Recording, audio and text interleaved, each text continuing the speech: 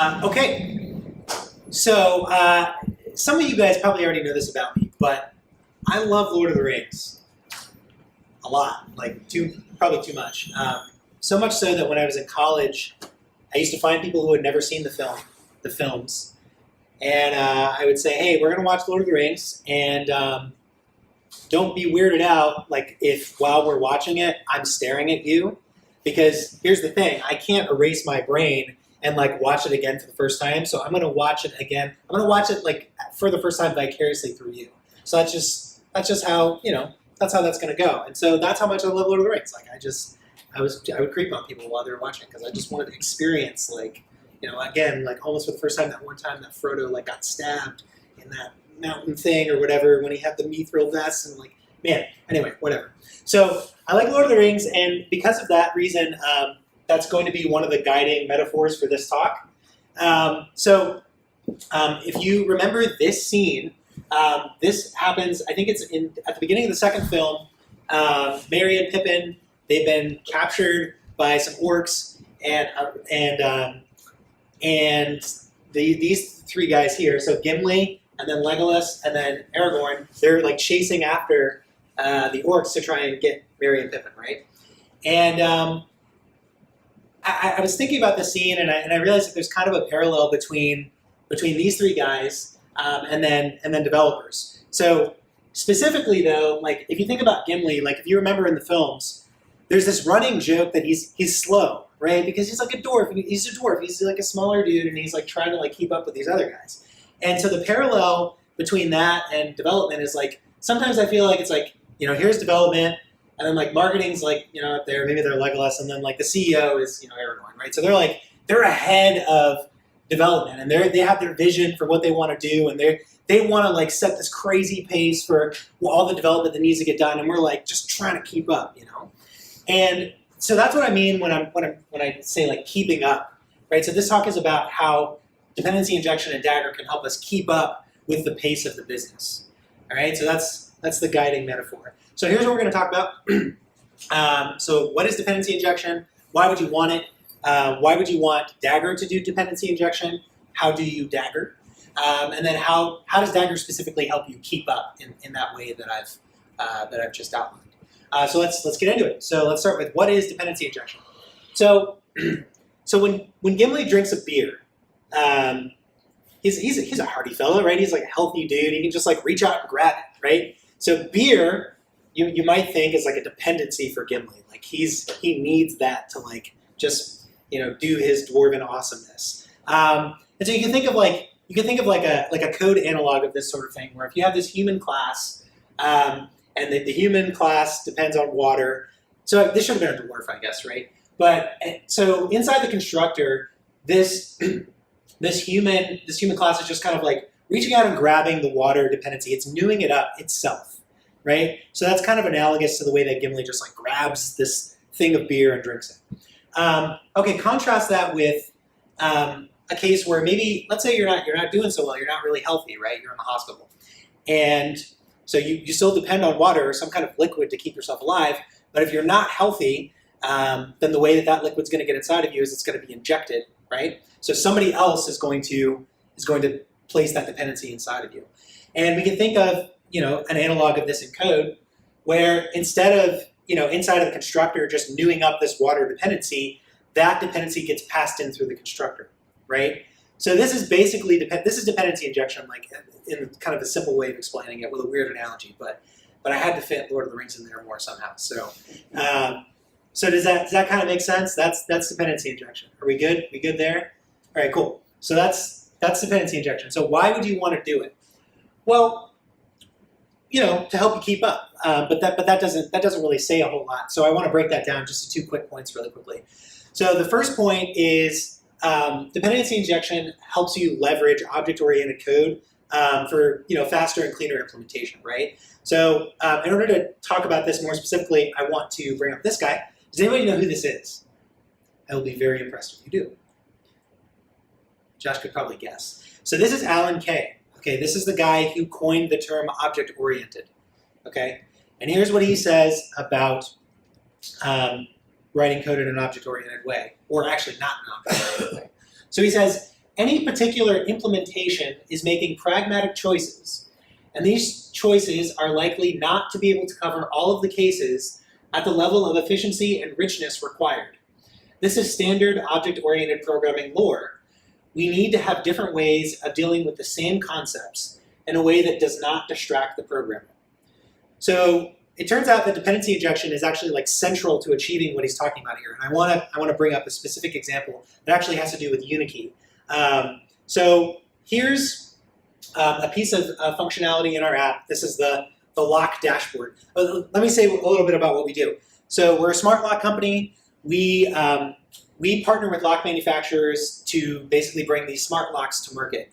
And so the way that it works is, for the residential products, you can just walk up to your front door of your house, you touch the lock, and then the lock will like start scanning through your phone, and it'll realize, okay, hey, Matt's here, I can unlock, right? So that's how that works. Now, if you want to, look at the status of your lock, you can go to this lock dashboard screen.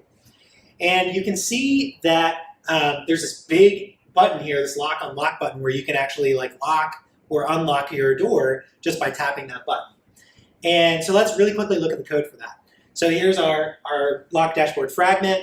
We're inside of our onView created here. And you can see that we're newing up, we can new up an object that represents a BLE connection to the lock, a Bluetooth low energy connection to the lock, right? And then once we have that, we can initialize the connection, then set up a click listener that allows us to just send lock and unlock commands to the lock, right? So that's one way of setting up the code. Okay, but the problem with this is that, and this is going back to the Alan Kay quote, we've newed up a particular implementation of a lock connection here. So we've locked ourselves into only being able to communicate with the lock via BLE, all right?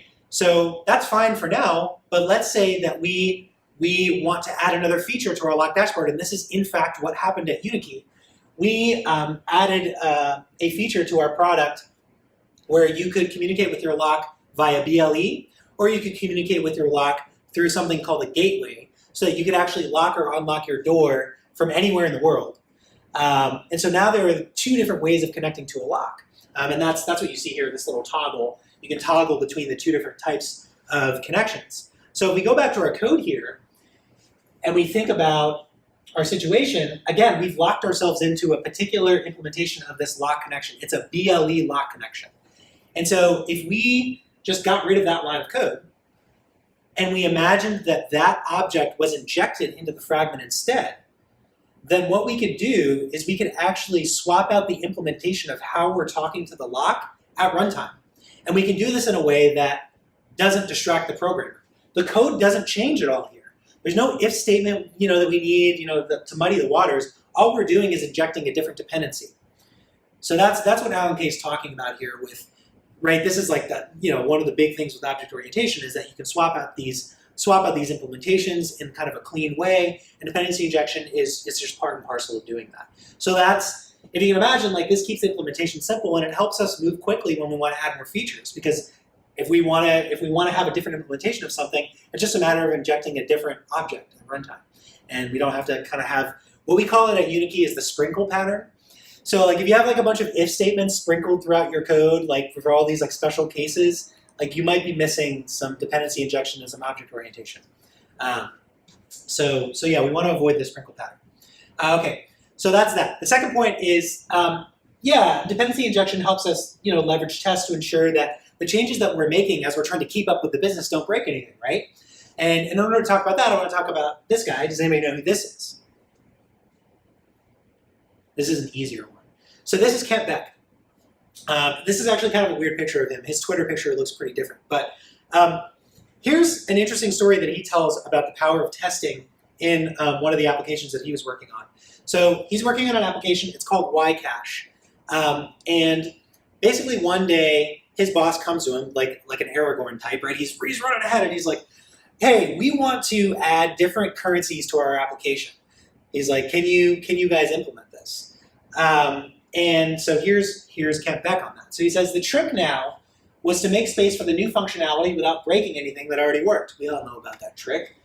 After the addition of a few unimplemented operations, the bulk of the tests pass. By the end of the day, all of the tests were passing, And in 2 days, the potential market was multiplied several fold. So they were able to add this like game-changing feature to a complicated system that like you can't have mistakes, like it's a financial application, like in a couple of days. And it was because of the power of tests. And in order to do testing well, you're going to be using dependency injection in order to swap out things with stubs or mocks. So that's how dependency injection can help you keep up with respect to tests. Now, I want to bring up just a fun fact about this project here. Ycache is actually the same project that gave us the term tech debt. So tech debt came from a programmer named Ward Cunningham, who invented the wiki and who was Kent Beck's mentor. And because they were working on a financial application, Ward Cunningham decided on a financial metaphor to articulate to the project stakeholders why he couldn't keep writing crappy code. So that's where that term comes from. And I just thought that was kind of an interesting little tidbit that I wanted to throw in there. So that's Kent Beck, and this is from TDD by example, if you're curious. Okay, so that's, we broke it down, but that's what I mean by like dependency injection helping us keep up, right? Those 2 points. So that's why you would want dependency injection. Now, why would you want Dagger to do dependency injection, right? Because I showed you a few slides ago that you can do dependency injection, just without a framework. You can just pass things in a constructor. What do you need a library for that, right? So let's go back to this lock dashboard here. And let's think about the dependencies that we need in order to implement this functionality. So the first thing that if you think about it, okay, we have this lock dashboard. We know that we have that. And we know that dashboard depends on a presenter, let's say. Let's say you're using MVP in your Android app. So you have a presenter that's kind of managing the presentation logic for that particular screen. Well, that presenter in turn might depend on some sort of repository that abstracts the data source from which you're getting the data about the lock, right? And that in turn could depend on, I don't know, a database and like a loader manager, I don't know, right? You can easily, I think you can imagine this kind of dependency chain here, right? So if that's what our dependency chain looks like, if we look at our code in the lock dashboard, we're going to see that we're going to have to get a context. We're going to new up this database, and we're going to new up this locks repository, and we're going to new up a presenter. So we kind of had to build up each of the dependencies here, and then finally get to a presenter. But really, we just want the presenter to be inside of this lock dashboard. So we kind of did like this manual dependency injection thing where we're building up all our dependencies. Now this is not really interesting code, right? Like this is kind of boilerplatey. There's not anything hard about this. This is just some kind of BS that we have to do to get our objects into a state where we can work with them. And if we actually had to do this multiple times in different fragments, well then we're kind of duplicating code. So if we wanted to avoid that, if we wanted to avoid duplicating code, and if we wanted to avoid kind of cluttering our class that has the interesting code with this kind of boilerplatey, uninteresting code, what we could do is we could extract that code into a factory class that does all that for us, right? So we could do that, but we could also just use Dagger, right? That's like the value proposition of Dagger. It's a replacement for having to manually construct these factory classes. So that's what Dagger's about. That's why you would want to use it instead of just normal dependency injection, is it helps you avoid that boilerplate. So to kind of make that concrete, instead of doing something like this, with Dagger, you can just do something like this. It just becomes a one-liner. Once you have your Dagger dependency stuff set up, you just write that one line in your fragment, and you're good to go, or your activity, or whatever. So that's why you would consider using Dagger for dependency injection. So at this point, you should be wondering, okay, well, hopefully you're sold. Does anybody have any questions? Like they're like, I'm not really buying it. I'm going to check out for the rest of the talk because I'm not convinced that this is worthwhile. I want to address those concerns now so that I don't bore you for the next 15 to 20 minutes. Yeah. Where does the thermosiphon come into play? That's an excellent question. Very good, very good. He's referencing an obscure example that's used to introduce Dagger in the official documentation. An example that's received kind of a bit of flack because it's like a little weird and like doesn't feel super relevant to Android development. But yeah, that's pretty fun.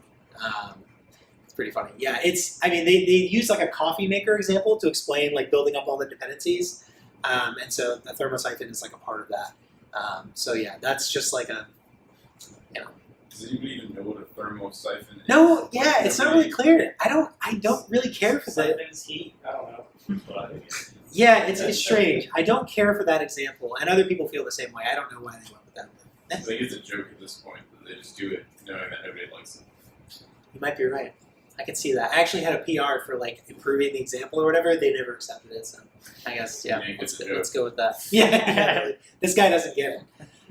Cool. Any other questions about the value of Dagger dependency injection before we move on? No. Okay, great. So let's talk about how we Dagger. So in order to get a handle on this, I actually think it's helpful if we just like focus on. Oh no, something has happened to the order of my slides. Give me one second. You That's not right. Should we put on the intermission music? No.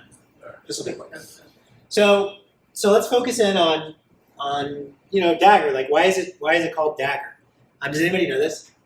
Does anybody know why it's called Dagger? Because you made butter knife. Yeah. Okay. So kind of, yeah. There's definitely a relationship there. So it's called Dagger because, so if you focus on the first three letters, this is actually an acronym. Okay, and the acronym is Directed Acyclic Graph. Right? So that's what your dependency graph is if it's like a well-behaved dependency graph. I don't want to get into too far in the weeds with this. This is like a discrete mathematics thing, but like that's what your dependency graph is. It's a directed acyclic graph. So and Dagger helps you with managing that dependency graph. So they called it Dagger. So let's go back though, and we go back to this example. This is our guide example, mock dashboard. And we think about these dependencies here. Okay, so this is a graph. We have our nodes, we have our edges. They're directed. They have an arrow, right? And it's acyclic. It's not looping back on itself or anything, right? Okay. So if we flip this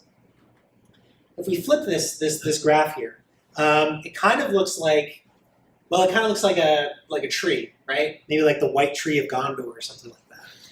And so the tree has these important parts. It has a root, and then it has leaves, and there's kind of some stuff in the middle, right?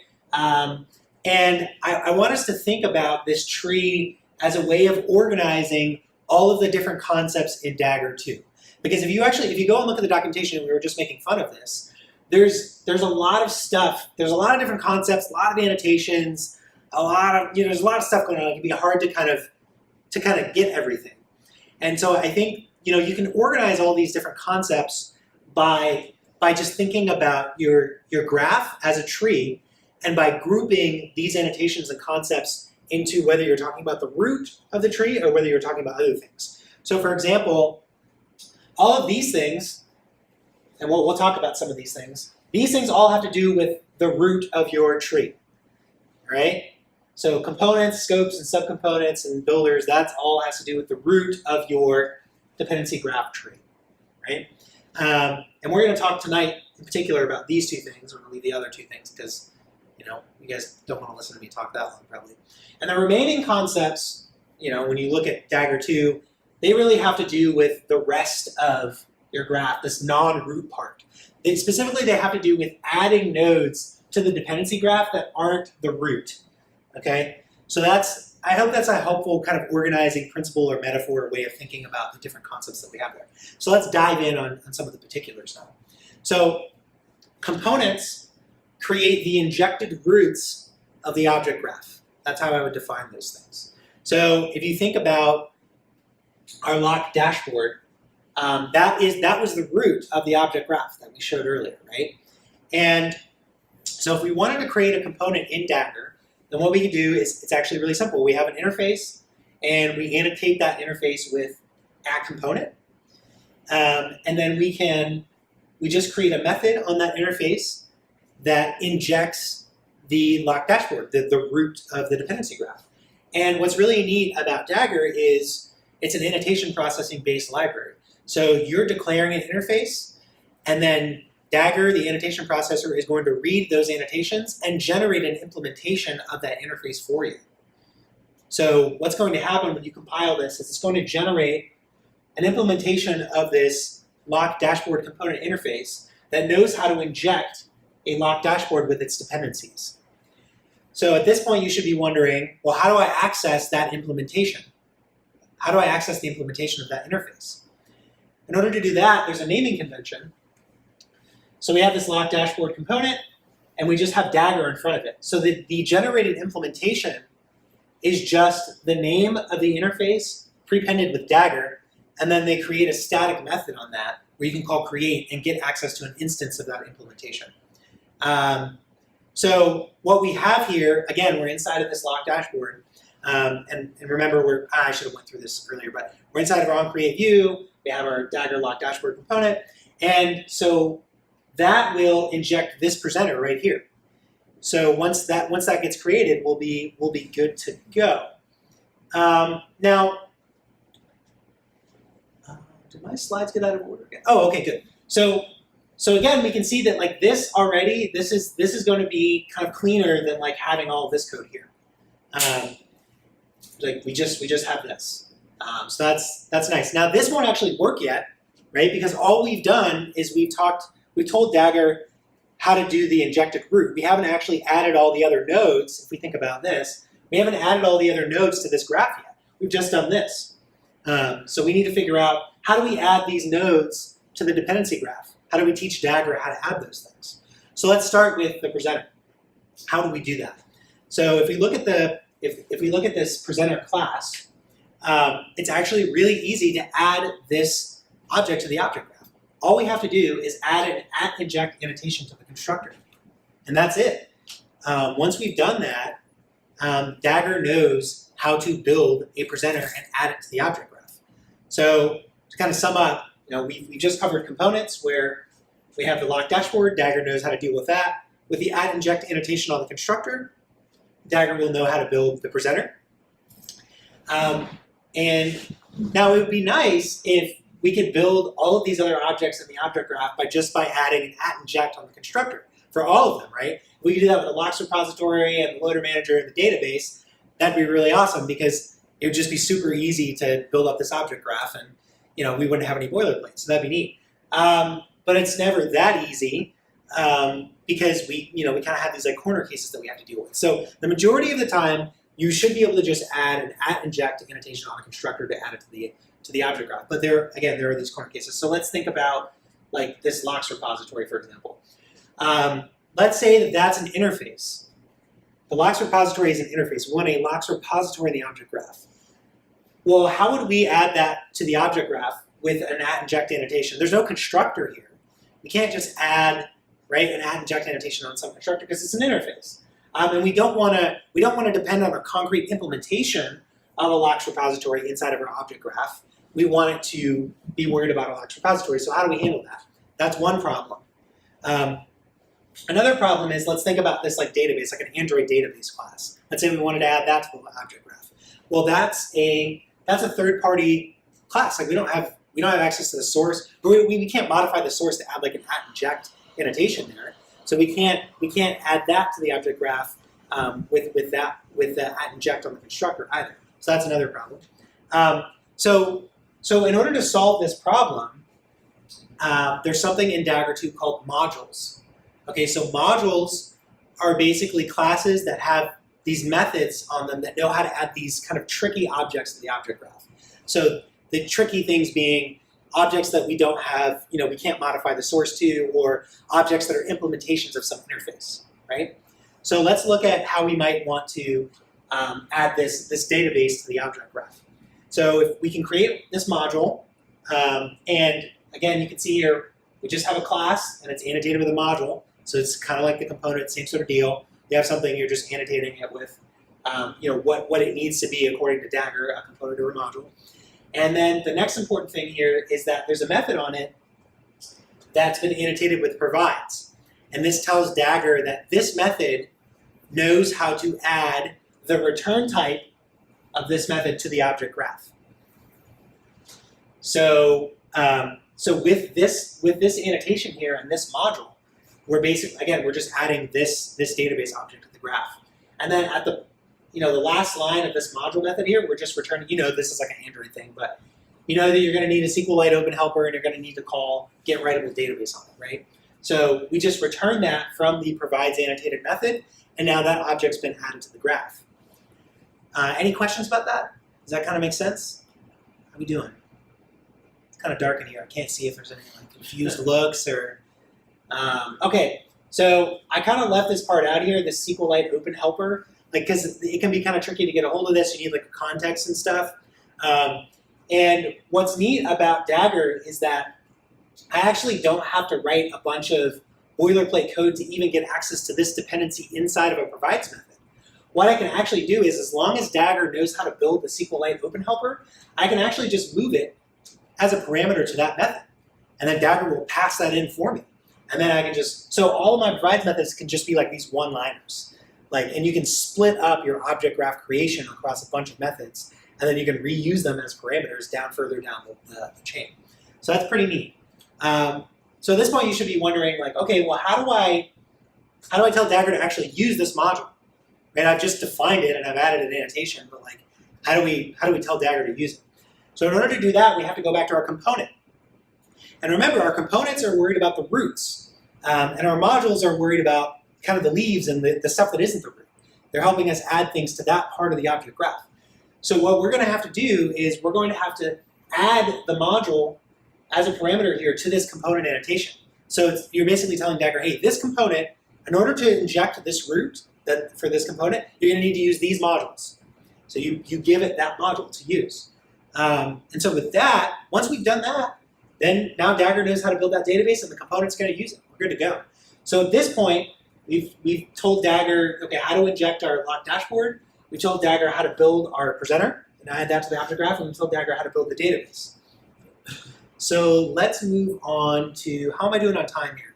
You good? Good? Okay.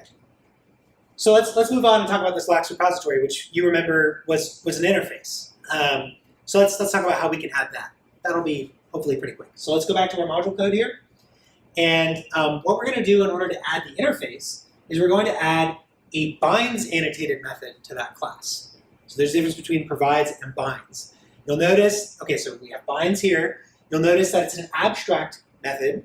It has no implementation. And what's going to happen, again, it's the same thing as provides, where the return type of this method is basically what Dagger is going to look at when it wants to figure out what type of object it needs to add to the object graph. Okay, so that in that sense, it works the same as provides. So what's actually going to happen, though, when this method is defined is it's basically aliasing the parameter that's passed in here as this type. So cache first locks repository is an implementation. It's a class that implements the locks repository interface, right? So we're doing the same trick here that we just did up here when we moved the SQLite open helper into the parameter, right? As long as Dagger knows how to build that, then it can take it as a parameter, and then it's basically just going to bind this implementation to this interface in the object graph. So when a client object wants a locks repository, it knows that it needs to build this.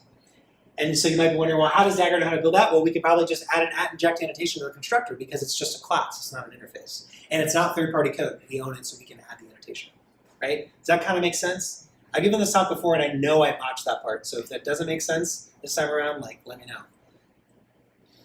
No? Yeah. Can you use different implementations in different places? Absolutely. Absolutely. So you might be wondering how Dagger disambiguates between those two different implementations. Is that kind of where you're going? So there's something, it was on a slide a while back, there's something in Dagger called the Qualifier. It's another annotation that you can add. So it's like, sometimes the type isn't enough information for Dagger to figure out what object it needs. So you add that qualifier annotation on top of the type, and then that's basically how Dagger can figure it out. So we could have, in this case, it could be like @binds, and then one qualifier annotation is called named. So we could say @named, and then the named annotation takes in a string parameter. So we could pass into that annotation cache or something, right? Because this is a cache-based implementation of the locks repository. And then on the consuming side, when we know that we want the cache-based implementation, we'll do basically here in this see in this parameter here, this is, you can think of it, this is the consumer of an object in the object graph. So here we would add @named, and then we would pass in cached here. So that would tell Dagger that we're looking for that particular implementation on the consuming side. Does that kind of make sense? Yeah. We can talk about it after. I should have had like an example of kind of pointing at stuff and imagining things, but yeah. Okay. So that's how we would add the locks repository to the object graph. Let's talk about one more thing. So loader managers. How many people use loaders in their application? Use loaders? All right. All right. There's not very many of us. Are people using like live data and stuff now? What are the cool kids doing these days? I heard RX is cool. That's good. Okay. Well, we use loaders. You guys might not know this because since you don't use loaders, but loaders are only accessible from an activity, right? You're grabbing a loader from an activity. I guess you can get it from fragments too. And so if you think about that, it would be kind of weird to like try and implement a provides annotated method in a module when you only get a loader from an activity. Like that would be kind of awkward. Like how would you really, it's a little weird. And so basically what you have here is you have an object that you want to add to the object graph. And that object is only available when the component is actually being created. So if we think about the code here, right, we're creating the component inside of this fragment. And that's when that loader manager is going to be available. And so there's actually a way of dealing with this special case with Dagger 2 using something called binds instance. And here's what it looks like. So instead of getting a lock dashboard component directly, what you do is you get a builder for that lock dashboard component, and then you pass in a loader manager into that builder. And then once you've done that, that object that you pass will get added to the object graph. And we're going to talk about exactly how to tell Dagger to do that in a second. But so yes, okay, so here's our component. So instead of defining our component like this, we're actually going to define it like this. So the main things here is that we've added this component builder interface here. And again, this is the game with Dagger and a lot of these annotation processing libraries is we're just defining interfaces, we're annotating them, and we're letting Dagger generate the implementation. So that's exactly what we're doing here with this builder. It's the same thing. We have a builder, we've annotated with the interface. We have a method here where we're taking in a loader manager as a parameter. And you can see that it's annotated with this binds instance. So that's telling Dagger, hey, whatever gets passed into the parameter, add that to the object graph. And so that's how we handle these kind of objects that are really only available when we're creating the component. So with that, we know how to add a loader manager to our graph. And I feel like my slides are out of order again. Oh, okay, good. So that's kind of the code that we wind up with, right? Now, if we really want to get fancy, and I don't want to cover this here, but there's a new API that's in beta right now, and I actually showed this on one of the earlier slides, where you can actually make this code even simpler. It just looks like this. It's just a one-liner. Now, so this functionality is in beta in Dagger 2 right now, but it's really neat, and it helps keeps things really clean, and you can leverage all the things that we've talked about even using that. So to kind of sum up again, like we went from this all the way down to this.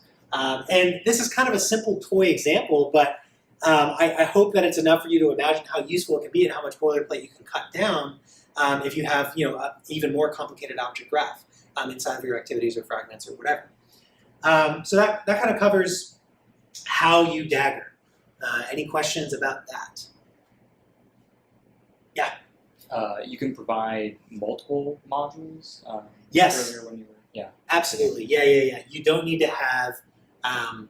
You don't have to throw everything in one module. You can have multiple modules. You can have. This is something that I didn't cover, but you can actually have component dependencies. So you can have, if you think of your component as your root of the tree, and then that component is going to have some modules that's going to make up the entire tree. Well, that tree can depend on like an entirely separate tree. And so when you have your component annotation, you can go back here. Let's go back. Here.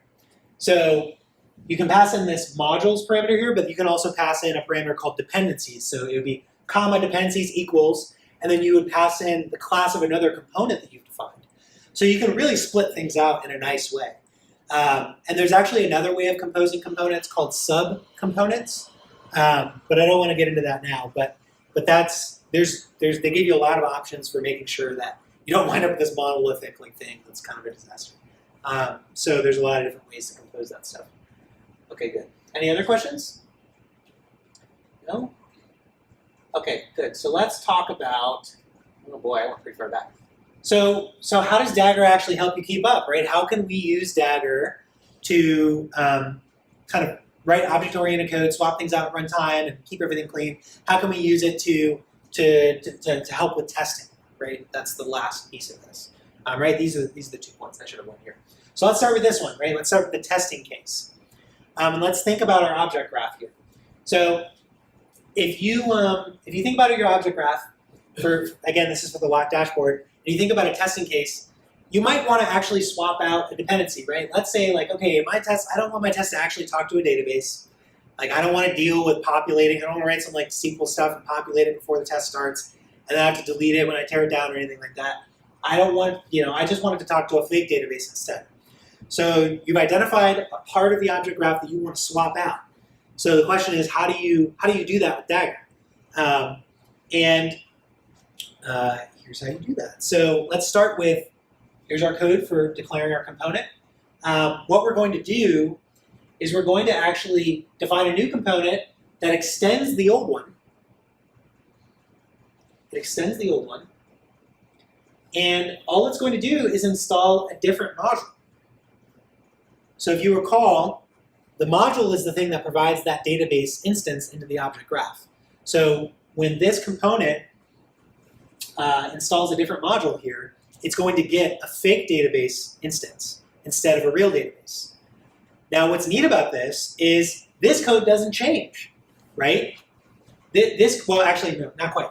So this code would change. Okay, so what I've been showing you so far, how to actually get these components inside of fragments and activities, this isn't really best practice. You don't typically hard code a component inside of your lock dashboard or fragments or activities like this. Instead, what you typically do is you actually get those components off of the application class in your Android app.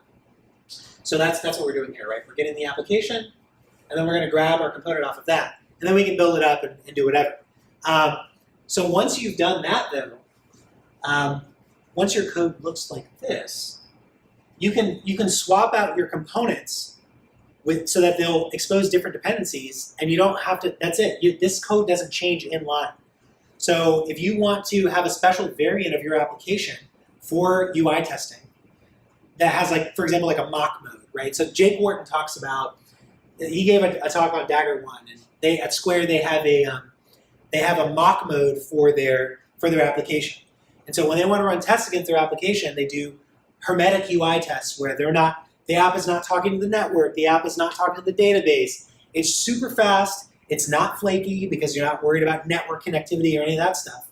And so they do this technique where, again, the talk was about Dagger 1, so it's a little different, but they're doing this technique where they can swap out the object graph just for testing purposes, and the code here doesn't change in line. It's clean, right? So there's no sprinkle pattern. So that's pretty neat, I think.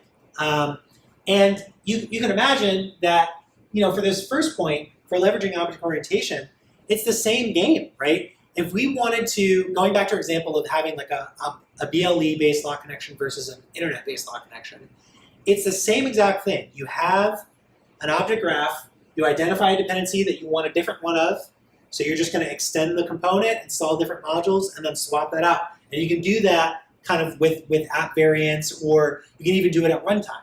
But that's the gist of how that works. So that is how Dagger can help you keep up. So hopefully, with Dagger and with dependency injection in general, we'll all start to feel a little bit less like Gimli, and we'll be able to keep up with the business. So that's it. That's my talk. We're hiring. Forget.